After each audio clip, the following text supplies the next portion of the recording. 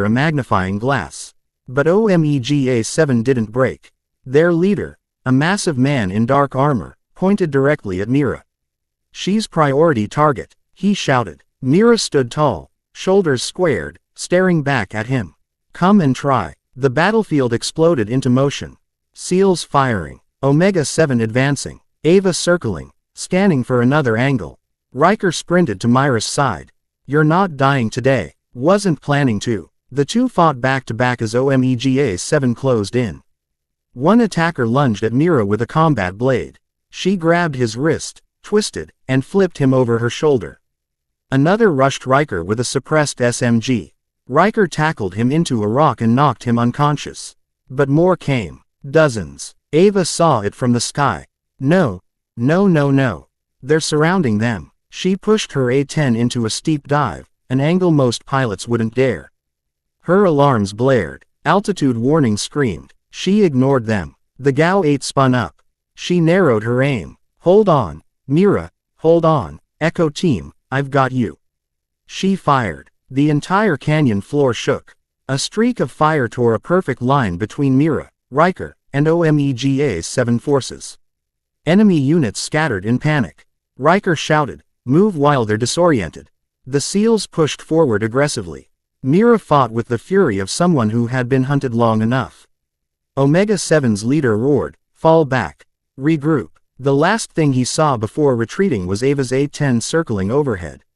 Like a Guardian war machine. Then he vanished into the dust. The rescue. Hours later, the battlefield fell still. Echo Team gathered near the extraction point, exhausted, bruised, but alive. A lone helicopter thundered across the desert, landing in a swirl of sand. Ava Hale finally stepped off her plane after landing at a nearby forward operating base and hitched a ride directly to the team. She approached them, helmet under her arm, hair tied back, flight suit still smelling of jet fuel and gunpowder. Riker approached her with a grateful half-smile.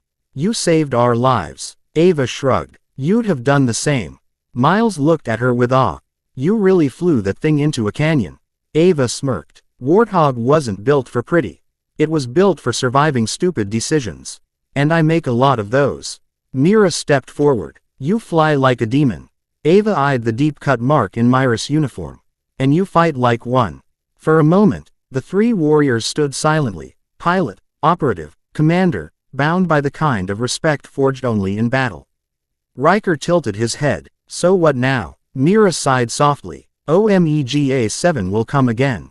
Ava cracked her knuckles. "Good. Let them try." Miles grinned. "Looks like we've got ourselves a new guardian angel." Ava shook her head. "No, I'm no angel." Mira nodded firmly. "Exactly. You're Havoc." And together, under the rising desert sun, the heroes who had survived the impossible walked toward the waiting helicopter. Ready for the next mission, the next danger, the next impossible fight. Because that's what warriors do. They don't run from the storm. If you want to see even better stories like this, make sure to subscribe to the channel, hit the like button, leave a comment, and press the bell icon for more updates.